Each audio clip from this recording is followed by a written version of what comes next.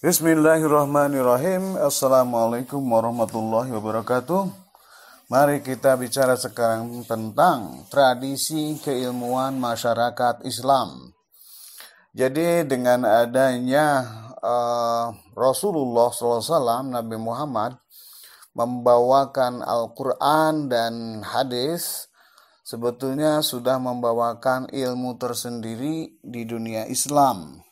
Bagaimana bentuknya nanti yang keluar dari tradisi Islam, kita lihat saja nanti. Jadi yang pertama itu ada pembelahan tentang kajian, yaitu kajian terhadap keagamaan dan di luar keagamaan, yaitu. Nah, yang di keagamaan banyak juga itu kan. Sehingga yang ngumpul di Masjid Rasulullah, yaitu Ashabus Sufa, itu pun mengeluarkan ilmu-ilmu yang banyak, seperti tentang Quran ada qiraat, ada tajwid, ada penulisannya itu khat kan dan sebagainya. Ini yang dibawa kemudian ke berbagai dunia ya. Nah, itu diantaranya. Nah, kemudian kita loncat saja kepada zaman keemasan keilmuan Islam, yaitu pada zaman Abbasiyah.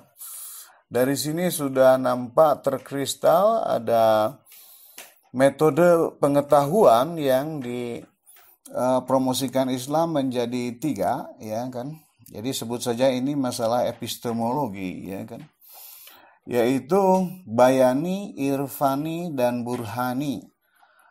Bayani ini ya biasalah menjelaskan ya, namanya juga bayan, yaitu diantaranya ada ilmu agama, ada ilmu lain yang tapi bersifat penjelasan saja kan gitu. Misalkan tentang fikih ya muncul nama-nama imam seperti Imam Syafi'i, Imam Maliki, Imam Hambali, Imam Hanafi ya. Di Syiah ada Imam Ja'far Shadiq.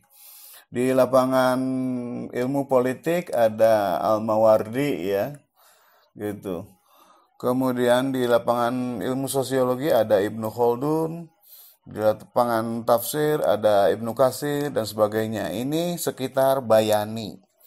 Nah, kalau irfani metodenya bukan tadi penjelasan keilmiahannya itu, tapi bersifat dirasakan, yaitu dengan cara zauq ya, perasaan, dan memunculkan ilmu tasawuf.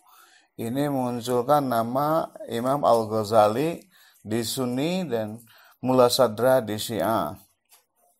Nah, sementara metode pengetahuan yang bersifat burhani, yaitu eksperimen ya, penjelasannya itu bersifat eksperimen, itu muncul di dunia Islam bersifat Eropa ya, ke Eropa-Eropaan, yaitu seperti Ibnu Rusdi dan Ibnu Sina ya, bersifat saintifik ya. Nah, Ibnu Sina tidak di Eropa, tapi dia bersifat saintifik dan mengeluarkan ya buku tentang kedokteran.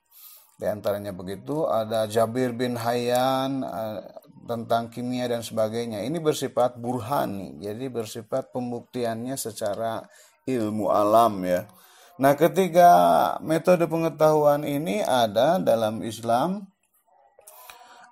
Kemudian dari segi sumber pengetahuan, jadi ada dalam Islam tuh aliran tekstualis ya, ahlun nas, yang itu yang berdasarkan pada teks Al-Quran dan hadis, dan ada juga ahlur ro'i, jadi berdasarkan pada akal pikiran. Nah, ahlur ro'i ini ya seperti tadi para ilmuwan Ibnu Rusdi, Ibnu Sina. Kemudian ada juga yang menafsirkan Quran secara ro'i juga ya, secara real keilmuan, yaitu seperti Mu'tazilah dan Muhammad Abduh kesininya.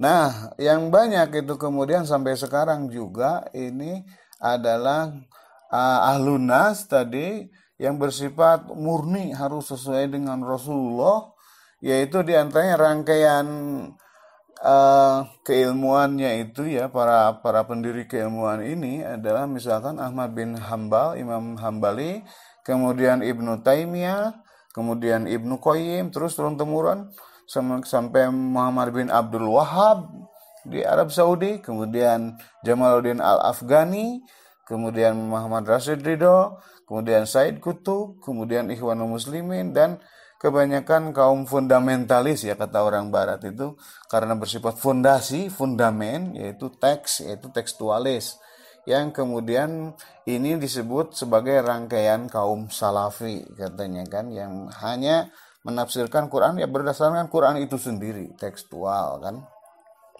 Nah, tapi yang banyak, yang mayoritas itu gabungan antara nas, itu ahlun nas dan ahlur ro'i. Jadi antara Quran dan akal, yaitu yang jumhur ulama banyak ya, bersifat ijtihadi, seperti aliran kalam, aliran fikih, semua itu memakai ayat dan kemudian memakai akal. Kemudian didiskurskan, kan diolah seperti itu. Namun kejayaan ilmu ini hilang dan tertimbun oleh keilmuan Eropa yang sebetulnya sebelum Eropa menjajah dunia Islam itu kedudukannya sama saja dengan Turki ya, waktu itu wakil Islam itu adalah Turki dalam hal berbagai hal juga, ilmu, teknologi dan sebagainya. Tapi karena mereka kemudian berkembang begitu rupa dengan ada mesin-mesin, ada revolusi industri dan sebagainya, termasuk di dunia Islam mereka memakai banyak ilmu-ilmu, mengeluarkan ilmu-ilmu tersendiri, sehingga umat Islam yang ya waktu itu terpecah belah di berbagai kerajaan-kerajaan kecil dan kemudian dijajah, jadinya kalah, sehingga ilmu Islam ini yang dari dulu itu sejak zaman Abbasiyah itu kemudian hilang begitu rupa ya kan, hanya mungkin dalam lembaran-lembaran saja dan di surau-surau, di masjid, di pesantren diajarkan. Nah, jadi hilanglah. Maka setelah kemerdekaan kemudian ada perkembangan di dunia Islam itu, pada kuliah sekolah ke barat juga muncul tokoh-tokoh untuk mengembalikan ilmu Islam yang disebut dengan ide Islamisasi pengetahuan yang dimunculkan oleh Ismail Razi Al-Faruqi dan kemudian Najib Alatas. Mereka berdua kemudian mendirikan perguruan tinggi yang berbasis itu, diantaranya di Malaysia IIUM, International Islamic University of Malaysia, kemudian di Pakistan juga seperti itu. Ya, rumusannya untuk menggabungkan antara ilmu barat dan ilmu Islam. Bagaimana kelanjutan masalah ini? Mari kita diskusikan. Terima kasih.